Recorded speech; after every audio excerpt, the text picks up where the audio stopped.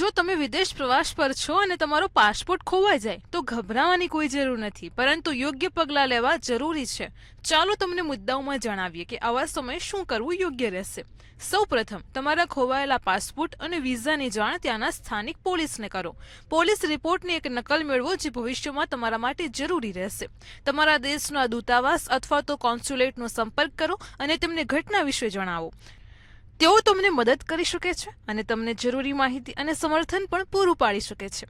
જો તમને તાત્કાલિક મુસાફરી કરવાની જરૂર હોય તો તમે ઇમરજન્સી સર્ટિફિકેટ માટે અરજી કરી શકો છો, જે એક કામચલાઉ મુસાફરી દસ્તાવેજ છે જે તમને તમારા દેશમાં પાછા ફરવાની મંજૂરી આપે છે. જો તમારી પાસે પૂરતો સમય હોય તો તમે નવા પાસપોર્ટ અથવા તો વિઝા માટે અરજી કરી શકો છો. જો તમે ટ્રાવેલ વીમો લીધો હોય તો તાત્કાલિક વીમા કંપનીને જાણ કરો, તેમણે પણ દસ્તાવેજો આપવા પડશે. જો તમને તમારી મુસાફરીમાં વિલંબ થઈ રહ્યો હોય તો તમારી એરલાઇનનો સંપર્ક કરો અને તમારી ફ્લાઇટ ફરીથી શેડ્યુલ કરો. આવી જ માહિતી માટે જોતા રહો મંતવ્ય ન્યૂઝ.